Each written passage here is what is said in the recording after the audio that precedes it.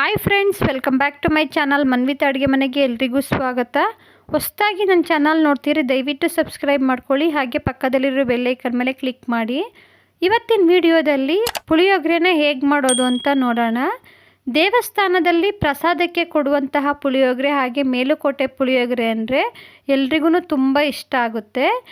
ಅದೇ ರೀತಿ ಮನೆಯಲ್ಲೇ ಸಖತ್ ಟೇಸ್ಟಿಯಾಗಿರುವಂತಹ ಮೇಲುಕೋಟೆ ಸ್ಟೈಲ್ನ ಪುಳಿಯೋಗರೆನ ಸುಲಭವಾಗಿ ಹೇಗೆ ಮಾಡೋದು ಅಂತ ಈ ವಿಡಿಯೋದಲ್ಲಿ ತಿಳಿಸ್ಕೊಡ್ತಾ ಇದ್ದೀನಿ. ಸ್ಕಿಪ್ ಮಾಡದೆ ನೋಡಿ.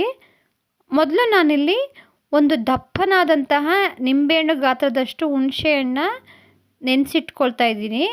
ನಾನಿಲ್ಲಿ ಬಿಸಿ ನೀರನ್ನ ಹಾಕ್ಕೊಂಡಿದ್ದೀನಿ. ಬಿಸಿ ನೀರು ಹಾಕ್ಕೊಳ್ಳೋದ್ರಿಂದ ತುಂಬ ಬೇಗನೆ ಹುಣಸೆಹಣ್ಣು ಸಾಫ್ಟ್ ಆಗುತ್ತೆ.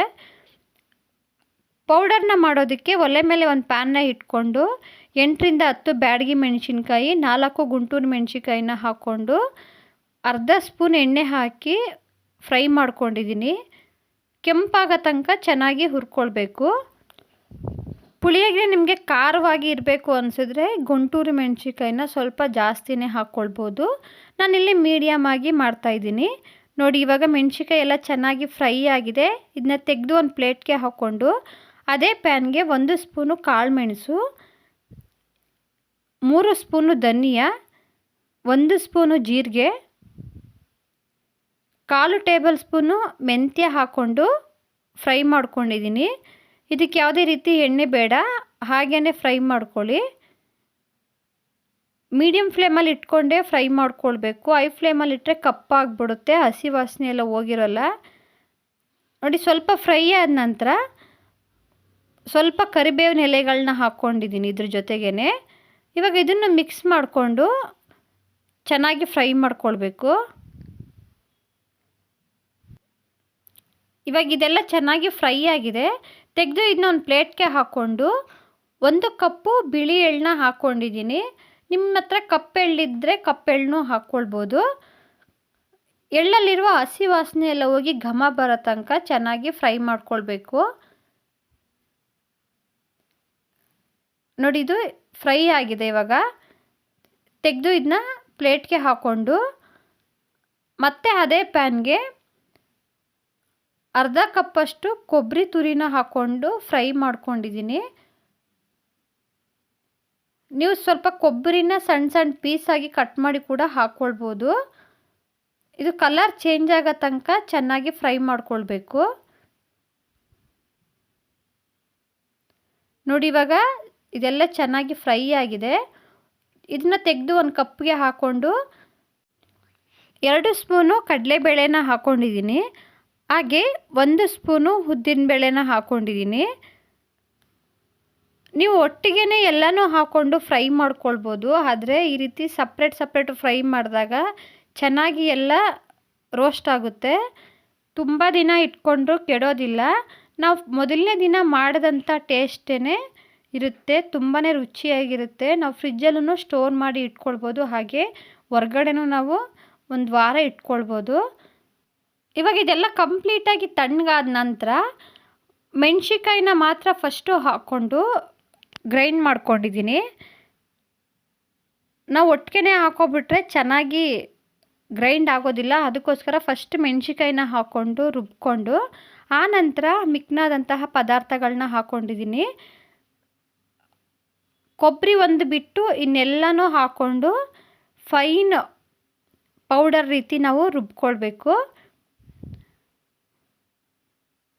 ನೋಡಿ, ರೀತಿ ನೈಸಾಗಿ ರುಬ್ಕೊಳ್ಬೇಕು. ನೀವು ಇದನ್ನೇ ಪೌಡರ್ನೇ ಸಪ್ರೇಟಾಗಿ ಎತ್ತಿಟ್ಕೊಳ್ಬೋದು. ಒಂದು 15ರಿಂದ 20 ದಿನ ಇಟ್ಟರೂ ಟೇಸ್ಟ್ ಯಾವುದೇ ರೀತಿ ಚೇಂಜ್ ಆಗೋದಿಲ್ಲ, ಫ್ರೆಶ್ ಆಗೇ ಇರುತ್ತೆ. ನಾನು ಕಲಸಿಟ್ಕೊಂಡಿದ್ದಂತಹ ಹುಣಸೆಹಣ್ಣನ್ನ ಒಂದು ಪಾತ್ರೆಗೆ ಹಾಕ್ಕೊಂಡು ಕುದಿಯೋಕ್ಕೆ ಬಿಟ್ಟಿದ್ದೀನಿ. ನೋಡಿ, ಈ ರೀತಿ ಮಿಕ್ಸ್ ಮಾಡ್ಕೊಳ್ತಾನೆ ಕುದಿಸ್ಕೊಳ್ಬೇಕು. ಇದ್ರ ಜೊತೆಗೆ 2 ಸ್ಪೂನಷ್ಟು ಬೆಲ್ಲ, ಅರ್ಧ ಸ್ಪೂನು ಅರಿಶಿಣನ ಹಾಕ್ಕೊಂಡಿದ್ದೀನಿ.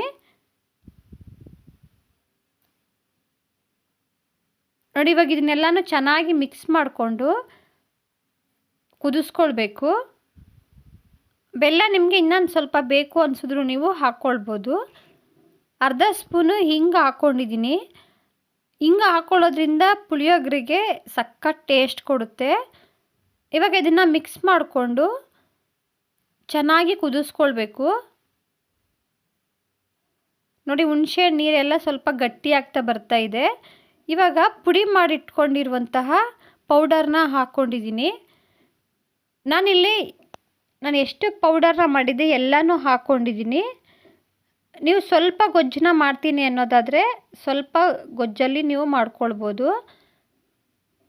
ಇದ್ರ ಜೊತೆನೇ 2 ಸ್ಪೂನಷ್ಟು ಎಣ್ಣೆನ ಹಾಕ್ಕೊಂಡು ಈ ರೀತಿ ಮಿಕ್ಸ್ ಮಾಡ್ಕೊಳ್ತಾನೆ ಕುದಿಸ್ಕೊಂಡಿದ್ದೀನಿ. ಕೈ ಬಿಡ್ದಂಗೆ ಈ ರೀತಿ ಮಿಕ್ಸ್ ಮಾಡ್ಕೊಳ್ತಾನೆ ಇರಬೇಕು, ಇಲ್ಲಾಂದರೆ ತಳ ಹತ್ತಿಬಿಡುತ್ತೆ. ಗೊಜ್ಜು ಸ್ವಲ್ಪ ನಿಮಗೆ ಗಟ್ಟಿ ಅನ್ನಿಸ್ತು ಅನ್ನೋದಾದರೆ ಅರ್ಧ ಗ್ಲಾಸಷ್ಟು ಬಿಸಿ ನೀರನ್ನ ಕಾಯಿಸಿ ಹಾಕ್ಕೊಂಡು ಮಿಕ್ಸ್ ಮಾಡ್ಕೊಳ್ಬೋದು. ರುಚಿಗೆ ತಕ್ಕಷ್ಟು ಉಪ್ಪು ಹಾಕ್ಕೊಂಡಿದ್ದೀನಿ. ಗೊಜ್ಜಿಗೆ ಎಷ್ಟು ಬೇಕೋ ಅಷ್ಟು ನೋಡಿ ಉಪ್ಪನ್ನ ಸೇರಿಸ್ಕೊಳ್ಳಿ. ನೋಡಿ, ಈ ರೀತಿ ಮಿಕ್ಸ್ ಮಾಡ್ಕೊಳ್ತಾನೆ ಗೊಜ್ಜು ಕಲರ್ ಚೇಂಜ್ ಆಗಿ ಎಣ್ಣೆ ಬಿಟ್ಕೊಳ್ಬೇಕು. ಅಲ್ಲಿವರೆಗೂ ಚೆನ್ನಾಗಿ ಫ್ರೈ ಮಾಡ್ಕೊಳ್ಬೇಕು. ನೋಡ್ಬೋದು, ಇವಾಗ ಗೊಜ್ಜುದು ಕಲರ್ ಚೇಂಜ್ ಆಗಿದೆ, ಹಾಗೆ ಎಣ್ಣೆ ಬಿಟ್ಕೊಳ್ತಾ ಇದೆ. ಇವಾಗ ಫ್ಲೇಮ್ನ ಆಫ್ ಮಾಡಿಕೊಂಡು ಕಂಪ್ಲೀಟಾಗಿ ತಣ್ಣಗಾಗೋದಕ್ಕೆ ಬಿಡ್ತೀನಿ. ಗೊಜ್ಜು ಕಂಪ್ಲೀಟಾಗಿ ತಣ್ಣಗಾದ ನಂತರ ಅನ್ನನ ಒಗ್ಗರಣೆ ಮಾಡೋದಕ್ಕೆ ಒಲೆ ಮೇಲೆ ಒಂದು ಪ್ಯಾನ್ನ ಇಟ್ಕೊಂಡು 5 ಟೇಬಲ್ ಸ್ಪೂನ್ ಎಣ್ಣೆ ಹಾಕ್ಕೊಂಡಿದ್ದೀನಿ. ಎಣ್ಣೆ ಬಿಸಿಯಾದ ನಂತರ ಅರ್ಧ ಸ್ಪೂನು ಸಾಸಿವೆ, 1 ಸ್ಪೂನು ಉದ್ದಿನಬೇಳೆ, 1 ಸ್ಪೂನು ಕಡಲೆಬೇಳೆ, 2 ಸ್ಪೂನು ಕಡಲೆ ಬೀಜನ ಹಾಕ್ಕೊಂಡಿದ್ದೀನಿ. ಪುಳಿಯೋಗರೆಗೆ ಎಣ್ಣೆ ಸ್ವಲ್ಪ ಜಾಸ್ತಿ ಇದೇನೆ ಸಖತ್ ಟೇಸ್ಟಿಯಾಗಿರೋದು. ಎಣ್ಣೆ ಸ್ವಲ್ಪ ಜಾಸ್ತಿನೇ ಹಾಕ್ಕೊಳ್ಳಿ. ಕಾಳುಗಳೆಲ್ಲ ಕಲರ್ ಚೇಂಜ್ ಆಗಿ ಹೊಂಬಣ್ಣ ಬರೋ ತನಕ ಚೆನ್ನಾಗಿ ಫ್ರೈ ಮಾಡ್ಕೊಂಡಿದ್ದೀನಿ. 2 ಒಣಗಿನ ಮೆಣಸಿನ್ಕಾಯಿನ ಮುರಿದು ಹಾಕ್ಕೊಂಡಿದ್ದೀನಿ. ಸ್ವಲ್ಪ ಕರಿಬೇವು, ಚಿಟಿಕೆಯಷ್ಟು ಹಿಂಗೆ ಹಾಕ್ಕೊಂಡು ಮಿಕ್ಸ್ ಮಾಡಿಕೊಂಡು ಅನ್ನದ ಜೊತೆ ಮಿಕ್ಸ್ ಮಾಡ್ಕೊಳ್ತಾ ಇದ್ದೀನಿ. ಅನ್ನನ ಆದಷ್ಟು ಉದುದ್ರಾಗಿ ಮಾಡ್ಕೊಳ್ಬೇಕು, ಹಾಗೆ ಕಂಪ್ಲೀಟಾಗಿ ತಣ್ಣಗಾದ ನಂತರ ನಾವು ಮಿಕ್ಸ್ ಮಾಡ್ಕೊಳ್ಬೇಕು. ಇವಾಗ ಅನ್ನನ ಹಾಕ್ಕೊಂಡಿದ್ದೀನಿ. ಹಾಗೆ ನಾವು ಆವಾಗಲೇ ಗೊಜ್ಜು ರೆಡಿ ಮಾಡಿ ಇಟ್ಕೊಂಡಿದ್ವಲ್ಲ, ಆ ಗೊಜ್ಜಲ್ಲಿ 2 ಸ್ಪೂನಷ್ಟು ಗೊಜ್ಜು ಹಾಕ್ಕೊಂಡಿದ್ದೀನಿ. ಫ್ರೈ ಮಾಡಿ ಇಟ್ಕೊಂಡಿರುವಂತಹ ಕೊಬ್ಬರಿ ಪೀಸಸ್ನ ಹಾಕ್ಕೊಂಡು ಚೆನ್ನಾಗಿ ಮಿಕ್ಸ್ ಮಾಡ್ಕೊಂಡಿದ್ದೀನಿ. ನಿಮಗೆ ನೋಡಿ ಗೊಜ್ಜು ಯಾವ ಅದಕ್ಕೆ ಬೇಕೋ ಆ ಅದಕ್ಕೆ ನೋಡಿ ನೀವು ಹಾಕ್ಕೊಳ್ಬೋದು. ನೋಡಿ ಎಷ್ಟು ಕಲರ್ಫುಲ್ಲಾಗಿ ಕಾಣಿಸ್ತಾ ಇದೆ. ಸಖತ್ ಟೇಸ್ಟಿಯಾಗಿರುತ್ತೆ ಪುಳಿಯೋಗರೆ. ದೇವಸ್ಥಾನಗಳಲ್ಲಿ ಪ್ರಸಾದಕ್ಕೆ ನೀಡುವಂತಹ ಪುಳಿಯೋಗರೆ ಅಷ್ಟೇ ರುಚಿಯಾಗಿರುತ್ತೆ. ಖಂಡಿತ ನೀವು ಒಂದು ಸಲ ಟ್ರೈ ಮಾಡಿ. ಅಂಗಡಿಯಲ್ಲಿ ಪೌಡರ್ನ ತಂದು ಮಾಡೋ ಬದಲಾಗಿ ಈ ರೀತಿ ಮನೆಯಲ್ಲೇ ಮಾಡಿಕೊಂಡು ಮಾಡಿ, ತುಂಬಾ ರುಚಿಯಾಗಿರುತ್ತೆ. ಖಂಡಿತ ಎಲ್ರಿಗೂ ಇಷ್ಟ ಆಗುತ್ತೆ. ನಾನಿವತ್ತು ಮಾಡಿ ಈ ರೆಸಿಪಿ ನಿಮಗೂ ಇಷ್ಟ ಆಗಿದರೆ ಒಂದು ಲೈಕ್ ಮಾಡಿ, ಶೇರ್ ಮಾಡಿ. ನನ್ನ ಚಾನಲ್ನ ಹೊಸದಾಗಿ ನೋಡ್ತಿದ್ರೆ ದಯವಿಟ್ಟು ಸಬ್ಸ್ಕ್ರೈಬ್ ಮಾಡ್ಕೊಳ್ಳಿ. ಹೀಗೆ ಸಪೋರ್ಟ್ ಮಾಡಿ. ವಿಡಿಯೋ ನೋಡಿದ್ದಕ್ಕೆ ಎಲ್ರಿಗೂ ಧನ್ಯವಾದಗಳು.